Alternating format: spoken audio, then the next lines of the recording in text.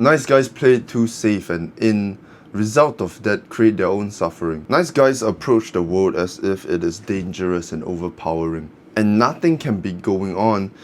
Everybody could be completely fine with them and see them in the perfectly normal way and have no hatred towards them, but they will create their own narratives in their head, wondering how people think of them, wondering if people are straying away from them slowly, rehearsing conversations in their head, rehearsing social situations in their head and analyzing whether they did anything wrong all the time.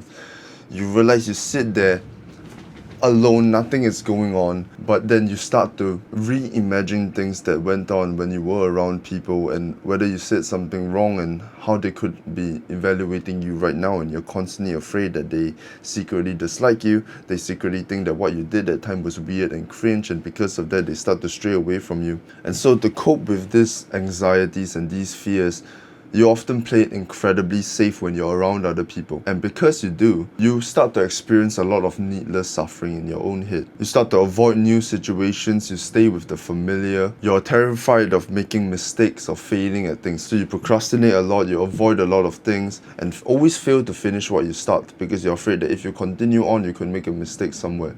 And this reflects in every part of your life because mistakes could take away love from you. And you start to pointlessly do more of what has never worked in the past in everything you do, whether it's social situations or anything else you're working on, just because you like to stay in that familiarity, because you have been convinced that taking any risks or putting yourself out there even further or making any mistakes will cost you your life.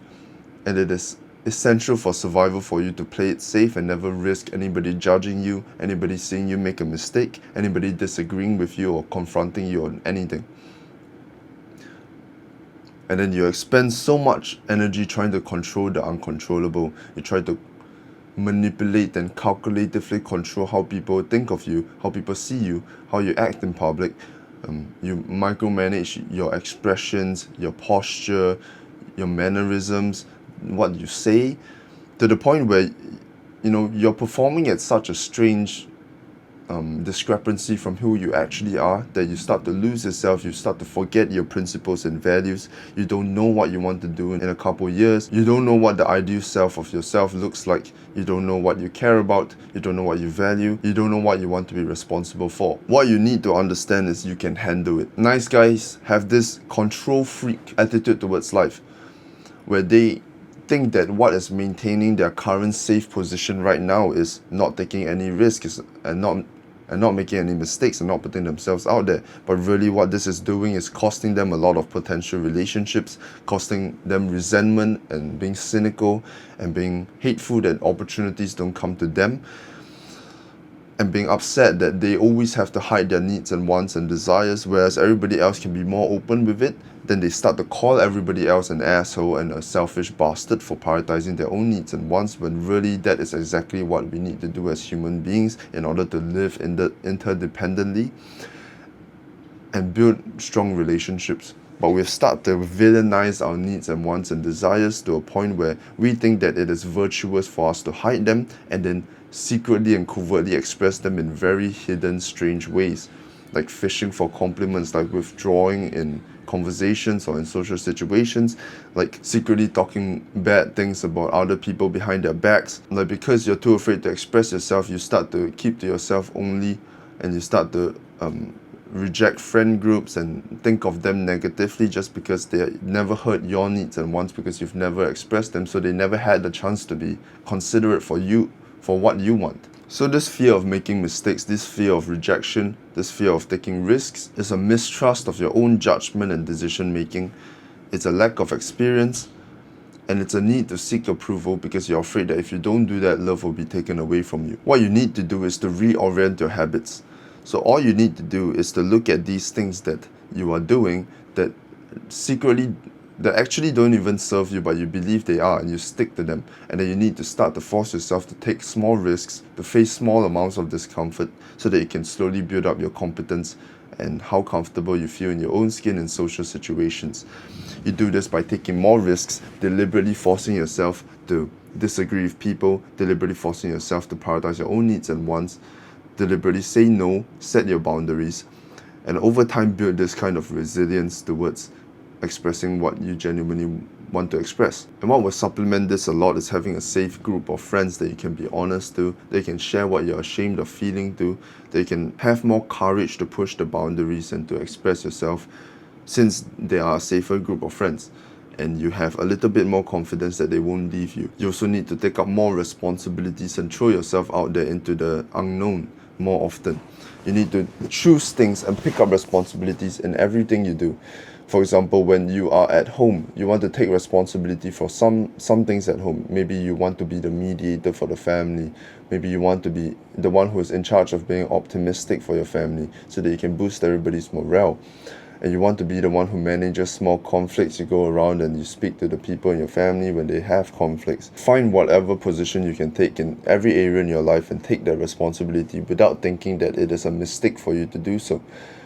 A lot of people act like they prefer to be in comfort. They value it so much, and they will villainize you for volunteering for things, or villainize you for taking up responsibilities.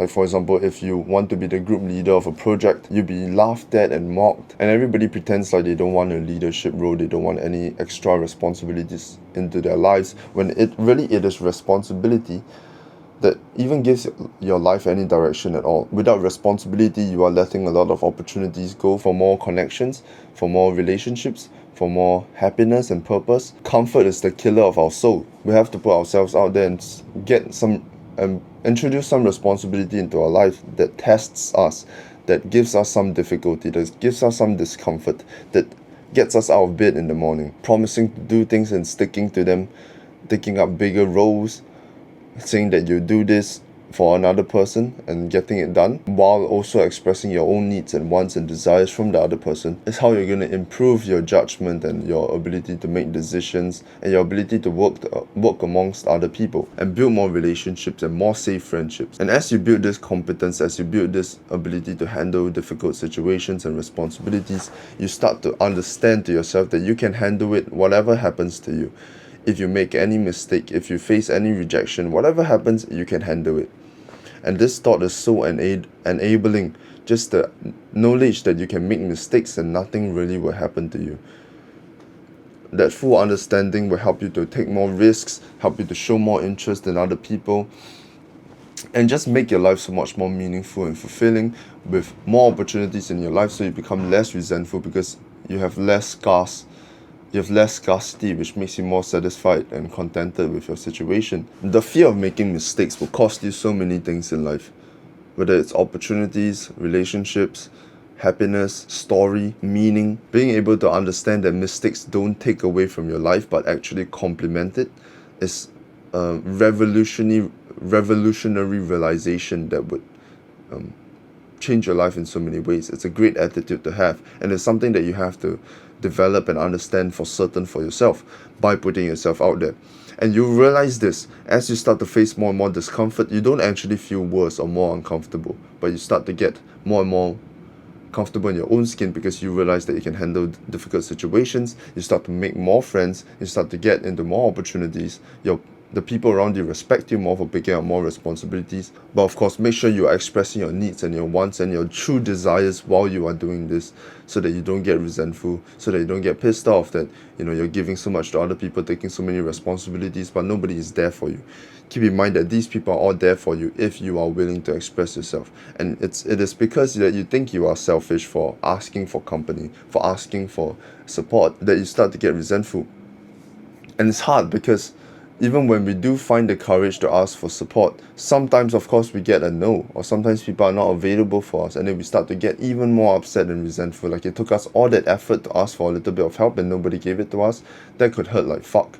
But it is that courage, that resilience to keep going out there, keep pursuing discomfort, keep asking for company and expressing your needs and wants genuinely as you give back to other people. That is how you build yourself up holistically. That is how you become more comfortable in your own skin, become more integrated in society, have more trust for other people, love other people more, while also building these wonderful connections for yourself. That shame you feel when you make mistakes and when you get rejected is all in your own head. It's this perceived detriment, but really, if you look at it, nothing really changed. The consequences of the event that you took the risk, even the worst ones, wouldn't really affect you that much in your life. And all these different mistakes or discomfort we take on, probably 99% of them complement our life instead, whether it's in more stories, more relationships, more connections, more wonderful conversations. Just having the resilience and slowly building up your ability to handle more discomfort, it's just gonna complement and boost your life in so many different ways, make it so much better, make you so much happier, makes you so much less resentful, and it's just gonna be absolutely immaculate.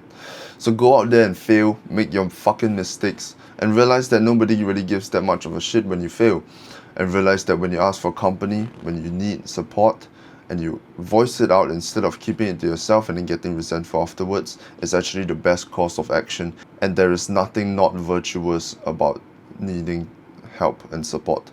In fact, it is this help and support that can push us even further to become a more valuable person, to give back even more, to become a more resourceful person so that we can help other people even further. Do what pleases you, pick up responsibilities, become a more competent person, while also making sure that your needs are met along the way. There is nothing selfish about that whatsoever, because we fundamentally need to have our needs and wants catered to as a human being. Otherwise, we'll become somebody who withdraws from other people, secretly hates the world, secretly finds that everybody is selfish and disgusting and narcissistic and arrogant, and we are the only good person who prioritizes virtue and morals, when that is the most skewed, disgusting way to think. Not focusing on your own needs and wants and playing this moral high ground when nobody asked you to is one of the most manipulative things you can do, and it is also far more selfish than just prioritizing your needs and wants and giving back to people along the way. You got this. I love you. It's a better world. Also, if you need a community of like-minded people, link is in the description below. You got this. I love you. Again, it's a better world. To a better world. I keep pronouncing that wrong.